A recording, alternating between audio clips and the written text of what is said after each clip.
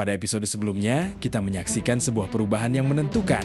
Ketika Tegalrejo berada dalam krisis, Diponegoro bukan lagi hanya seorang pangeran yang hendak ditangkap. Orang-orang mulai datang, memilih mengikuti dirinya, dan menempatkan harapan mereka kepadanya. Seorang pangeran buruan mulai berubah menjadi pemimpin rakyat. Tetapi sejarah belum menjawab pertanyaan yang jauh lebih sulit. Setelah orang-orang memilih mengikuti, seorang pemimpin apa yang harus ia lakukan dengan kepercayaan itu? Selamat datang kembali di Human Inside Out, Inside History dan Inside Leader. Inilah kisah ketika Selarong berubah menjadi pusat perlawanan. Tanggal 20 Juli tahun 1825 menjadi batas antara dua kehidupan, Diponegoro, Tegal, Rejo Ruang, kehidupan yang selama bertahun-tahun membentuk dunia sosial dan spiritualnya tidak lagi aman. Setelah bentrokan dengan pasukan pemerintah, Diponegoro meninggalkan tempat itu, tetapi ia tidak bergerak sendirian. Krisis tersebut telah menarik keluarga, kerabat, pengikut dan jaringan pendukung ke dalam konflik yang kini tidak lagi mudah dikembalikan ke keadaan semula.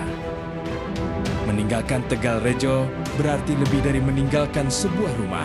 Di tempat inilah Diponegoro selama bertahun-tahun membangun hubungan dengan keluarga, tokoh agama, masyarakat pedesaan dan berbagai jaringan sosial di luar keraton. Karena itu, ketika pusat kehidupan lama ini runtuh, yang berpindah bukan hanya seorang manusia.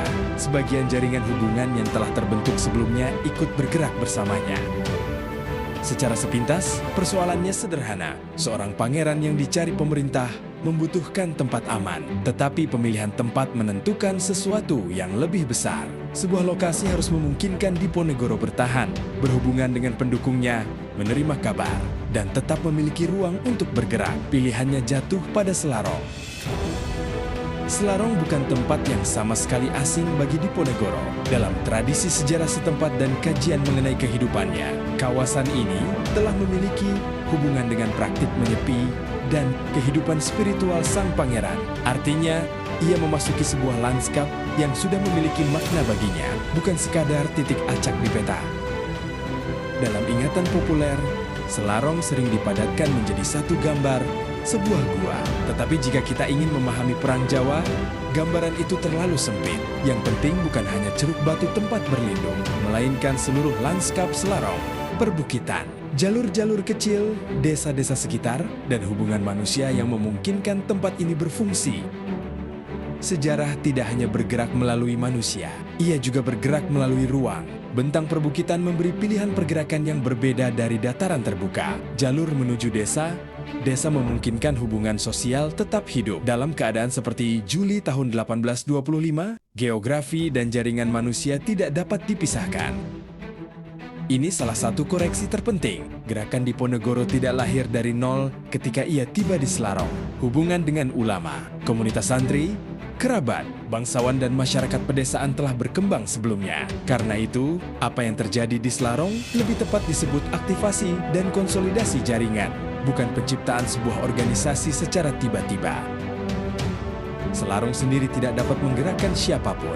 Orang tidak datang karena sebuah gua memanggil mereka. Mereka datang karena terdapat hubungan, kepercayaan, keyakinan, kepentingan, dan harapan yang telah terbentuk di sekitar Diponegoro dan keadaan Jawa saat itu. Tempat menjadi penting karena manusia memberinya fungsi.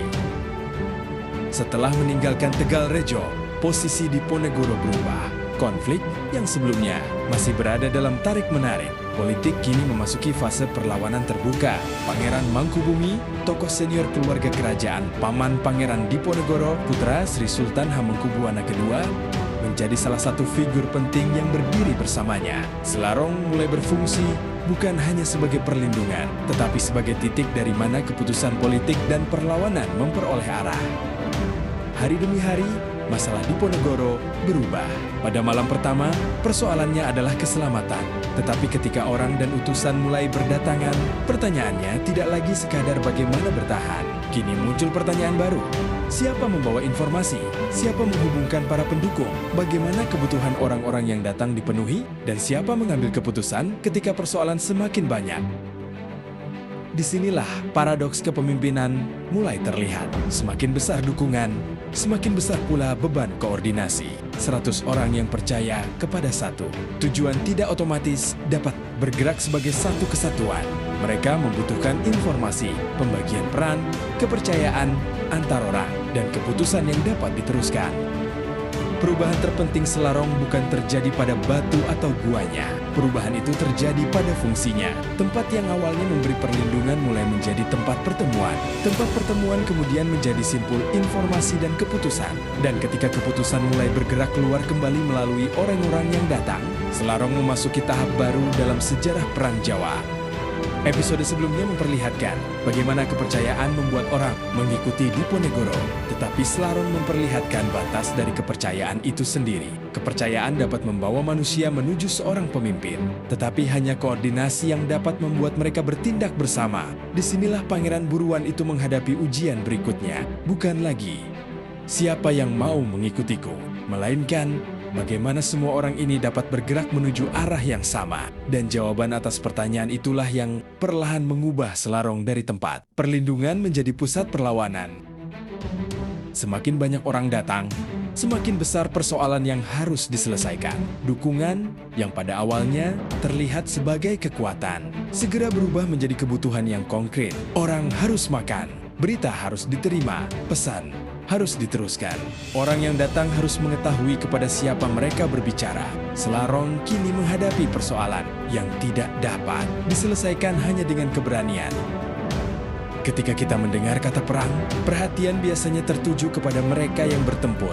Tetapi sebuah gerakan tidak pernah hidup hanya dari barisan pejuang. Di belakang setiap tindakan terdapat orang yang menyediakan pangan, membawa berita, mengenal medan, menerima pendatang, menjaga hubungan dengan desa, dan membuat kehidupan sehari-hari tetap berjalan. Pertanyaan sederhana justru membuka struktur sebuah gerakan. Siapa memberi makan orang yang datang, pasukan tidak dapat bergerak hanya dengan keyakinan.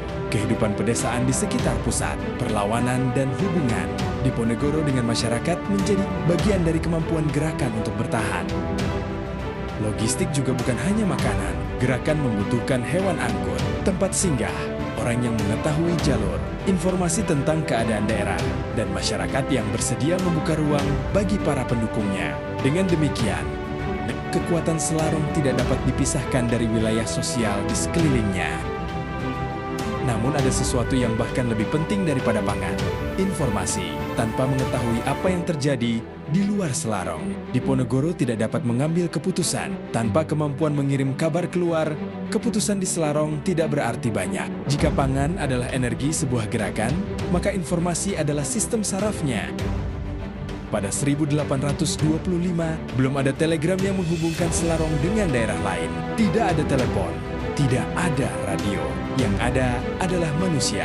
Pesan bergerak melalui orang yang dipercaya, melalui hubungan keluarga, ulama, santri, pejabat lokal, bangsawan dan jaringan sosial yang telah terbentuk jauh sebelum perang. Inilah salah satu kunci yang sering hilang ketika Perang Jawa diceritakan terlalu cepat. Jaringan Diponegoro tidak diciptakan setelah Tegalrejo diserang. Hubungan dengan berbagai kalangan agama dan masyarakat telah berkembang selama bertahun-tahun. Karena itu, ketika krisis pecah, Diponegoro tidak memulai dari nol. Ia mengaktifkan modal sosial yang sudah ada. Dalam masyarakat di mana komunikasi berjalan melalui hubungan pribadi, siapa yang membawa pesan sama pentingnya dengan isi pesan itu sendiri. Sebuah kabar yang disampaikan oleh orang asing belum tentu memiliki bobot yang sama dengan kabar yang dibawa oleh seseorang yang dikenal dan dipercaya. Diponegoro tidak mungkin berbicara kepada setiap orang yang mendukungnya. Semakin luas jaringan, semakin penting peran para perantara. Orang-orang yang menerjemahkan arah umum menjadi tindakan lokal. Dengan mekanisme seperti inilah sebuah gerakan dapat berkembang melampaui kemampuan fisik satu pemimpin. Tokoh-tokoh lokal memiliki sesuatu yang tidak mungkin dimiliki sepenuhnya oleh pusat. Pengetahuan mengenai masyarakat mereka sendiri. Mereka mengetahui hubungan keluarga, jalan-jalan kecil, kondisi desa, siapa yang dipercaya, dan persoalan apa yang sedang berkembang. Karena itu, kekuatan gerakan tidak hanya datang dari atas. Ia juga bergantung pada pengetahuan yang tersebar di bawah. Pada titik inilah jaringan sosial mulai memperoleh fungsi organisasi. Seorang kerabat dapat menjadi penghubung. Seorang tokoh agama dapat menyampaikan legitimasi dan pesan. Seorang pemimpin lokal dapat menggerakkan orang-orang yang mengenalnya. Sebuah hubungan pribadi mulai menghasilkan kemampuan kolektif. Menariknya, perang ini mempertemukan dua cara mengorganisasi informasi. Pemerintah kolonial bertumpu pada administrasi tertulis, pejabat, surat, dan laporan. Gerakan Diponegoro jauh lebih banyak bertumpu pada hubungan pribadi dan jaringan sosial lokal. Keduanya memiliki kekuatan sekaligus kelemahan yang berbeda. Tetapi jaringan memiliki paradoksnya sendiri. Semakin luas dukungan, semakin sulit memastikan setiap orang menerima informasi yang sama dan bergerak dengan cara yang sama. Jarak bertambah, kepentingan berbeda. Tokoh lokal memiliki pengaruhnya sendiri. Dalam hitungan hari dan minggu, Diponegoro bukan hanya menghadapi pemerintah kolonial, ia juga menghadapi kompleksitas gerakannya sendiri. Selarong mulai menjadi pusat. Perlawanan bukan ketika banyak orang sekadar berkumpul di sana. Ia menjadi pusat ketika hubungan itu mulai menghasilkan fungsi. Pangan bergerak, kabar tiba, keputusan diteruskan, dan orang-orang di tempat yang berbeda mulai dapat bertindak dalam arah yang sama. Inilah perbedaan antara kerumunan dan gerakan. Tetapi koordinasi membawa persoalan berikutnya, karena orang-orang yang datang ke Diponegoro bukan hanya para pengikut. Di antara mereka terdapat bangsawan, ulama, dan pemimpin lokal yang juga mempunyai otoritas serta jaringan sendiri. Bagaimana seorang pemimpin menyatukan orang-orang yang masing-masing juga seorang pemimpin? Itulah yang akan kita telusuri pada bagian berikutnya. Pada bagian sebelumnya kita melihat bagaimana hubungan mulai berubah menjadi kemampuan organisasi. Tetapi semakin banyak tokoh datang, semakin kompleks pula persoalannya. Sebab yang datang ke Selarong bukan hanya orang-orang yang menunggu perintah. Di antara mereka terdapat orang-orang yang juga mempunyai nama, pengaruh, hubungan sosial, dan pengikut mereka sendiri.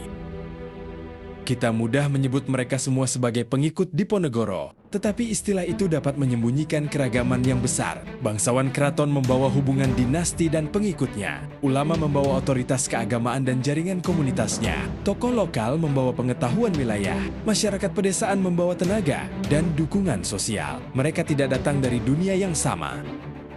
Salah satu figur yang sejak awal sangat penting adalah Pangeran Mangkubumi. Kehadirannya menunjukkan bahwa gerakan ini sejak permulaan tidak bekerja melalui Diponegoro seorang diri. Mangkubumi adalah bangsawan senior yang membawa pengalaman, posisi sosial, dan hubungan politiknya sendiri.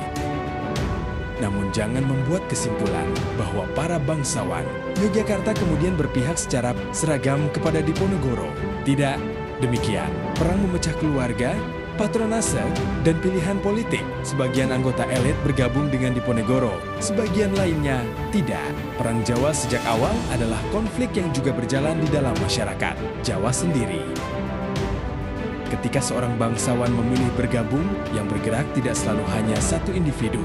Dalam struktur sosial Jawa saat itu, seorang elit dapat membawa hubungan keluarga, pengikut, dan keterkaitan dengan masyarakat di wilayah yang berhubungan dengannya. Karena itu keputusan seorang tokoh dapat memperbesar jaringan secara berlipat.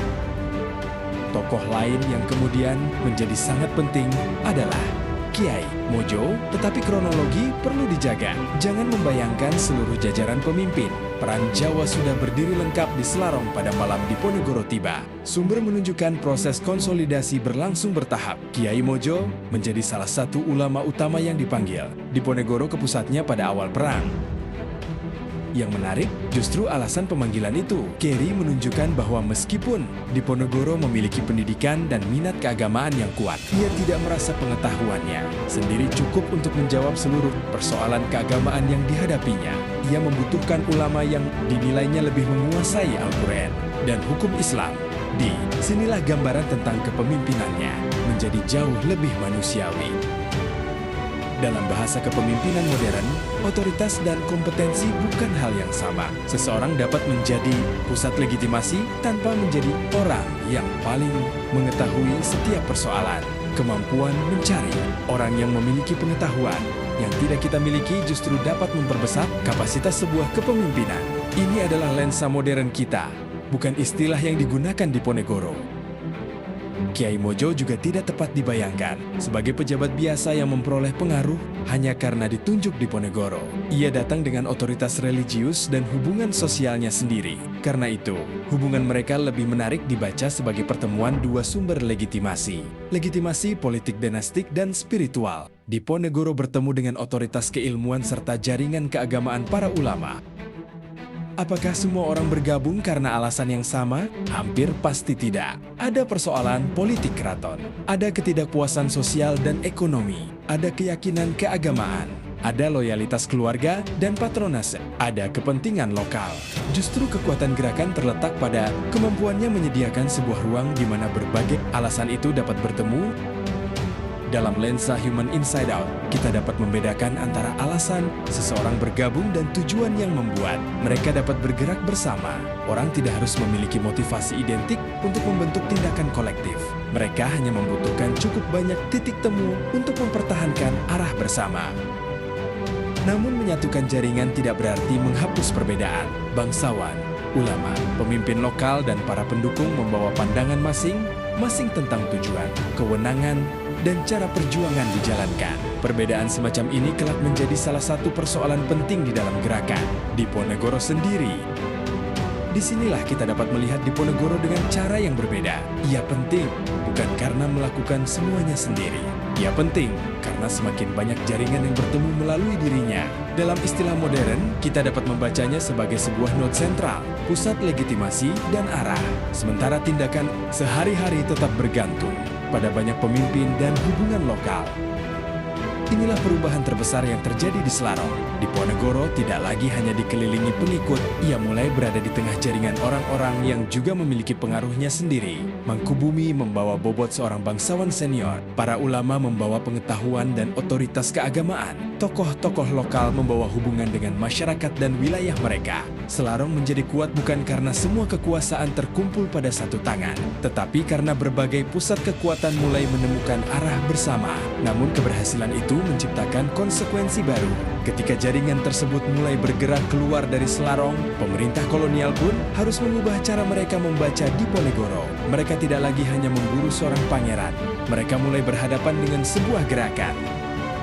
Sementara jaringan di sekitar Diponegoro semakin terhubung, perubahan lain terjadi di pihak lawan. Pemerintah kolonial mulai menerima semakin banyak laporan. Persoalannya tidak lagi terbatas pada seorang pangeran yang meninggalkan Tegalrejo.